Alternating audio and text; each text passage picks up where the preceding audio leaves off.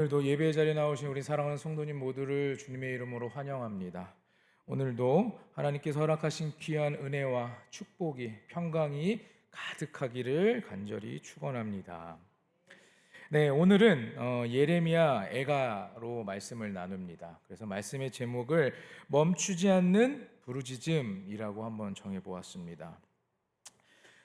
우리 사랑하는 성도님들 살다 보면 우리는 늘 기도하며 살아갔는데 살다 보면은 기도할 힘조차 남지 않을 때가 있을 때도 있습니다. 너무 지치고 괴롭고 낙심될 때 보면 기도를 해야 되는데 기도하다가도 지칠 때가 있습니다.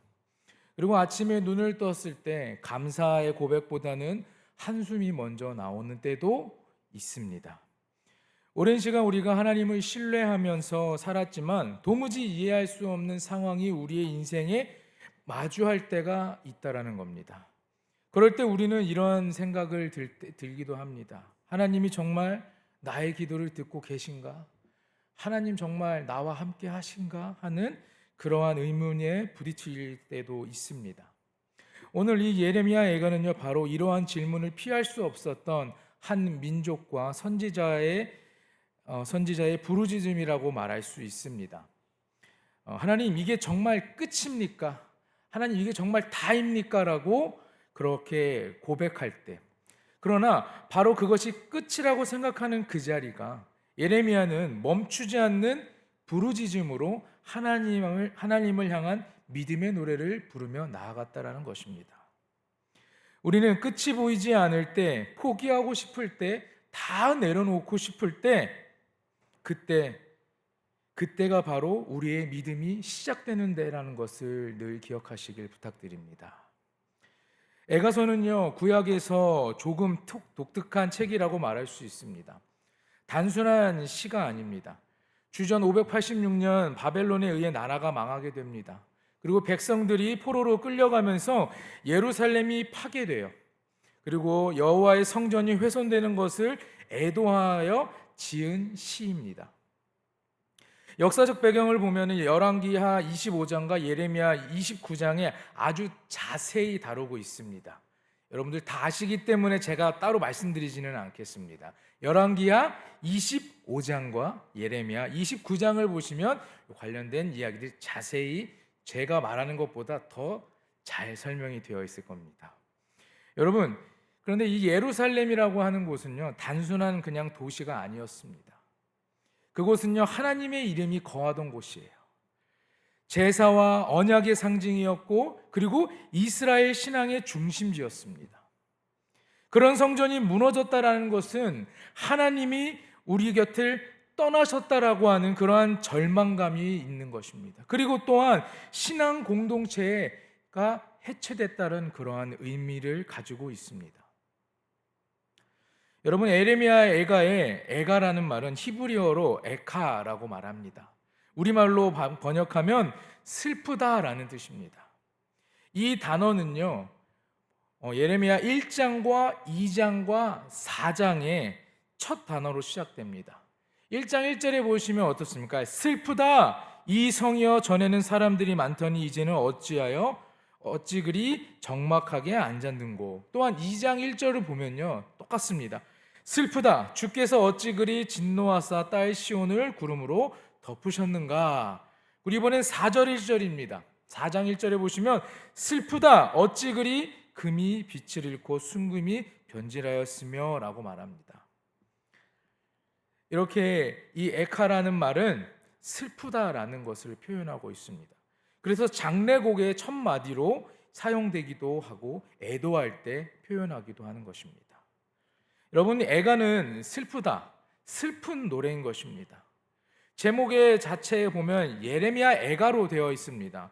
그러다 보니 전통적으로 유대교들과 기독교에서는요, 예레미야가 저자로 받아들여지고 있다라는 증거입니다.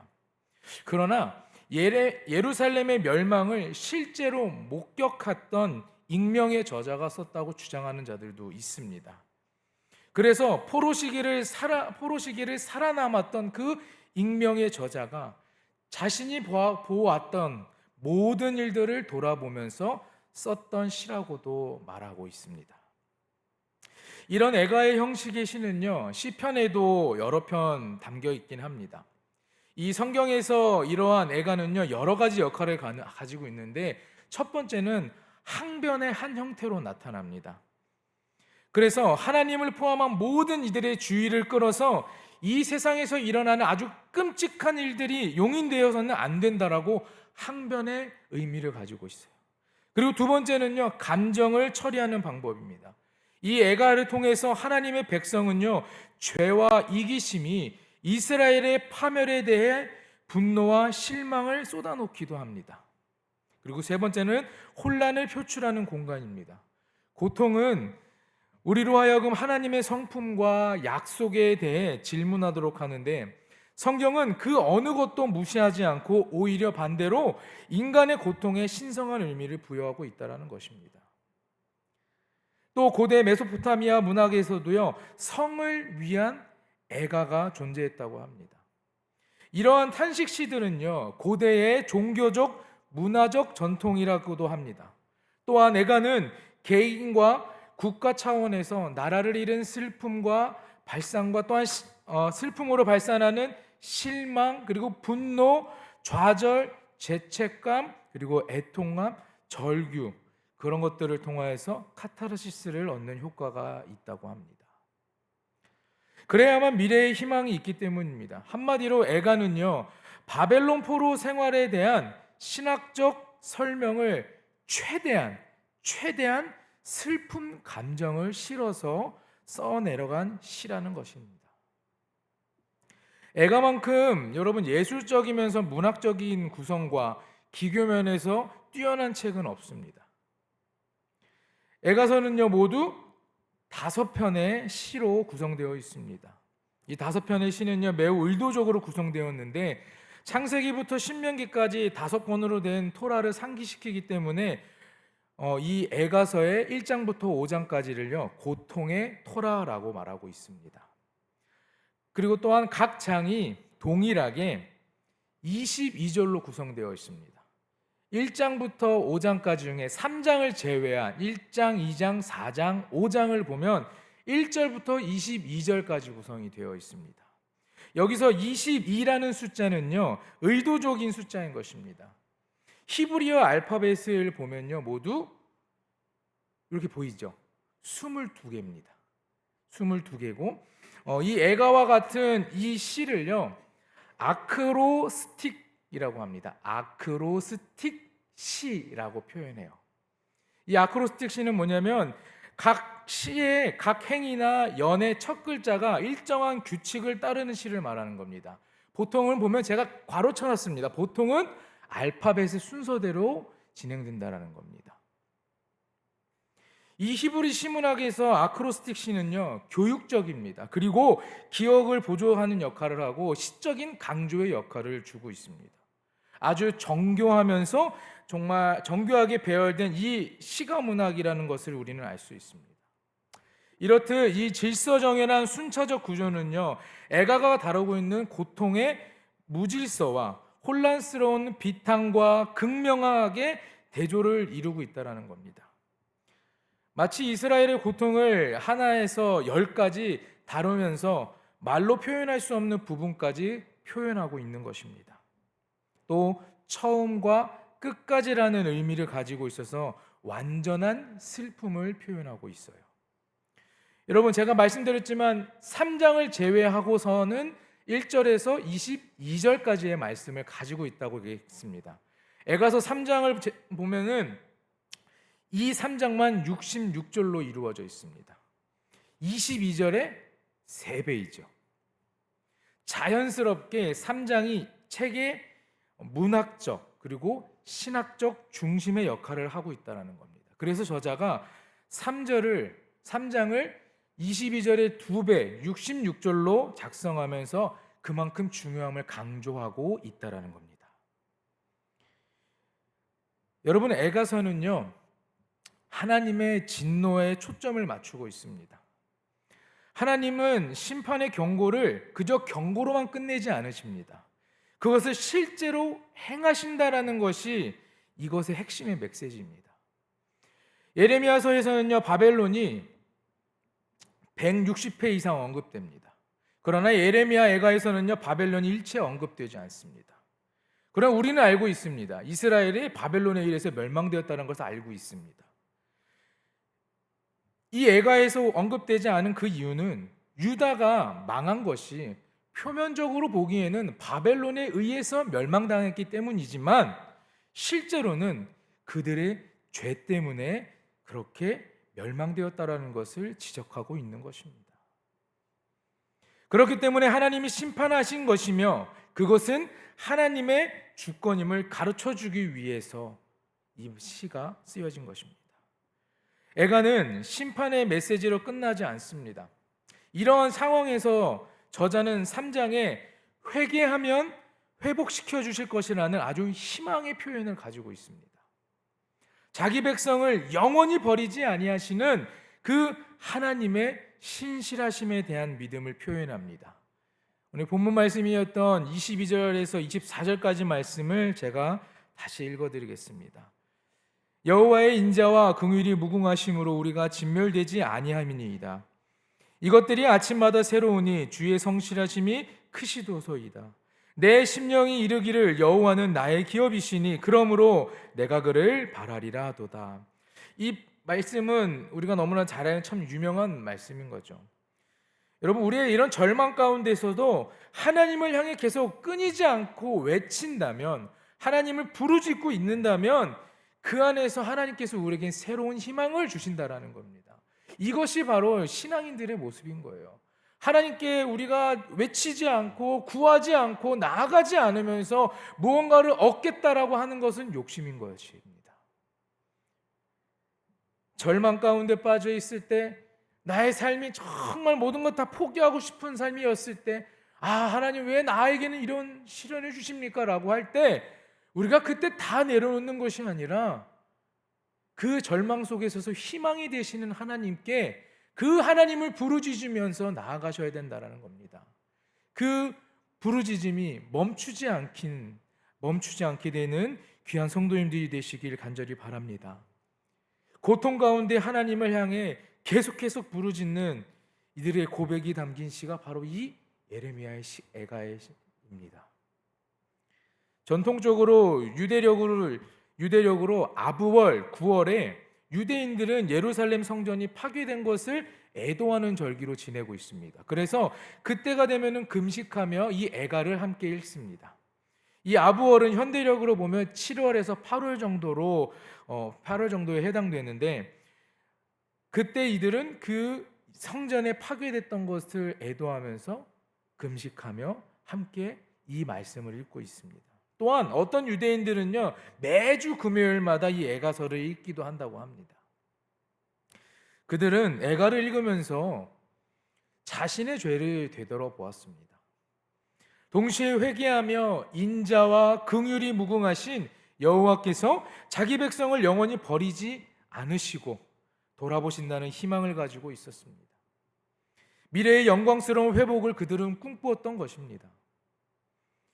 애가를 읽으며 각자의 죄, 이 나라와 이 민족의 죄를 돌아보고 회개하고 통회하는 시간을 가졌던 것입니다.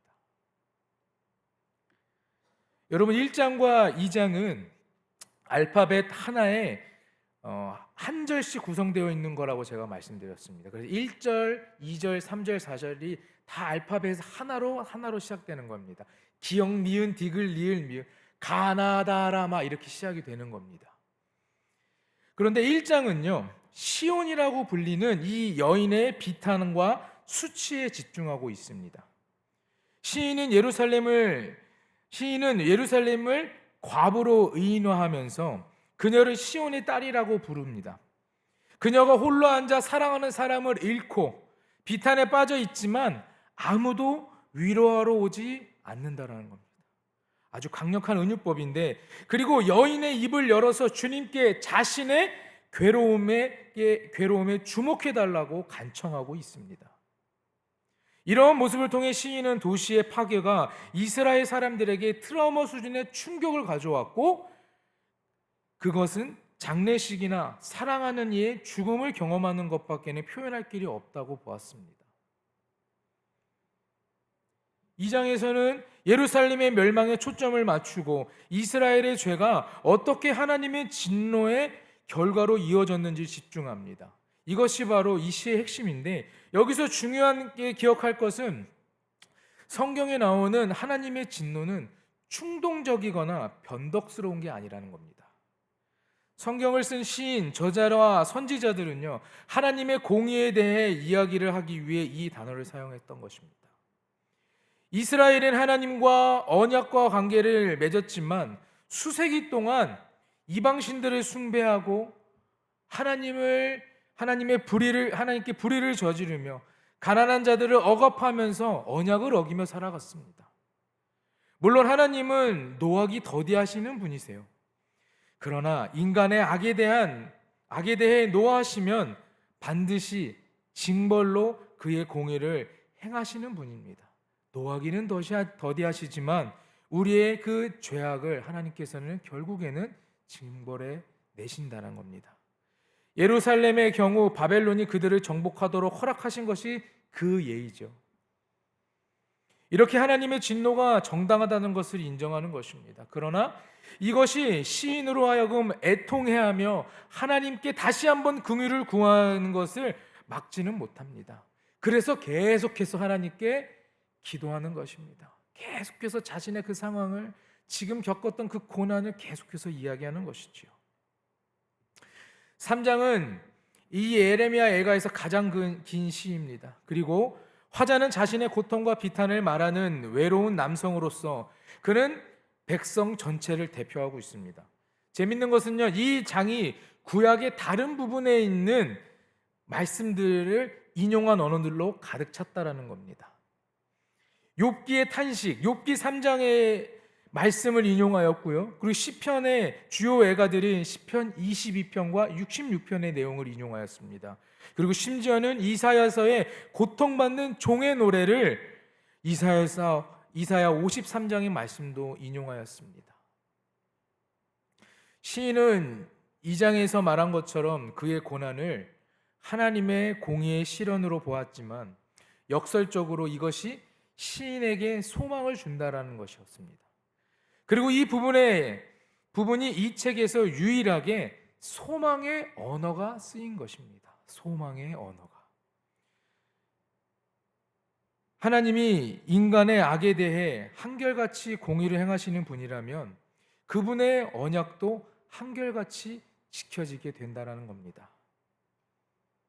그래서 죄가 그들의 최종 심판이 되지 않게 하시는 겁니다. 결국에는 심판을 내리시고 우리에게 벌을 내리시지만 하나님께서 다시 한번 우리에게 은혜를 허락하시고 기회를 주셔서 다시 한번 주님 품으로 돌아가 하나님의 축복의 자녀가 될 수 있는 기회를 허락하신다는 겁니다. 그래서 이 시인에게 하나님의 심판은 곧 소망인 것입니다. 4장은 1장과 2장의 구조로 다시 한번 돌아갑니다. 2년간 예루살렘의 포위에 대해 아주 생생하고 충격적이게 묘사하고 있습니다.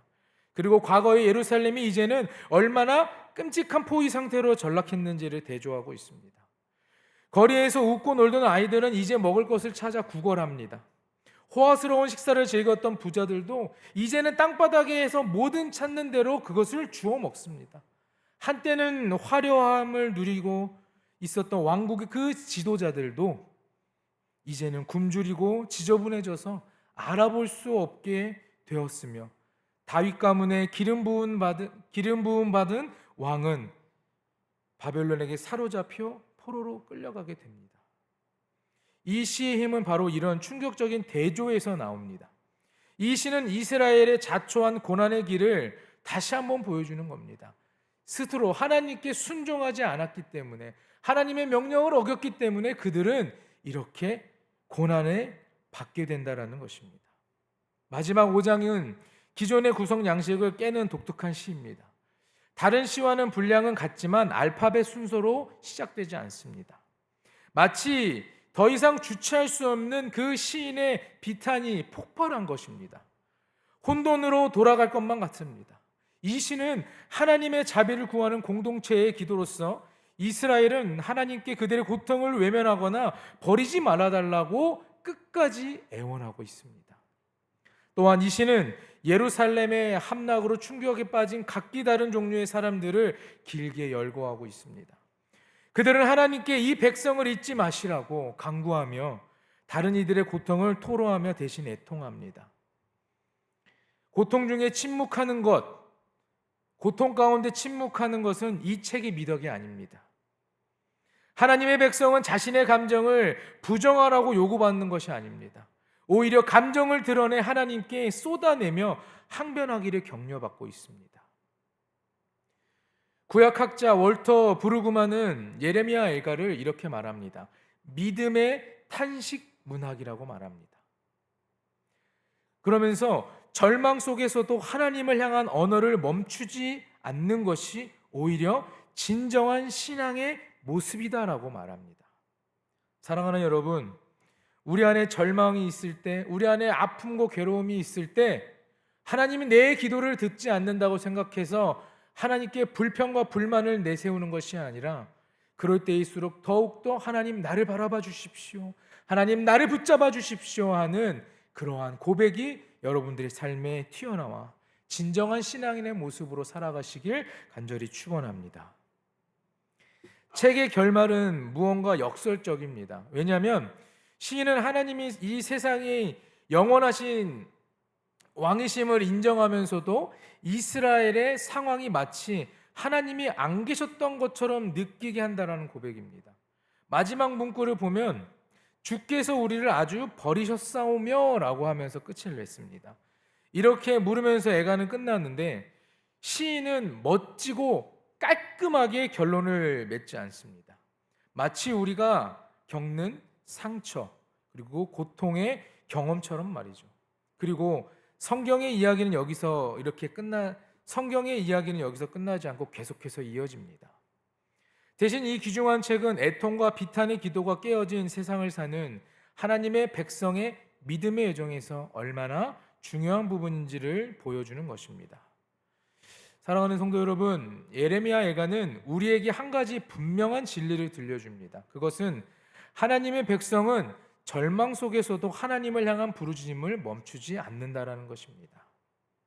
이것이 바로 믿음입니다. 이것이 신앙인의 삶인 것이에요.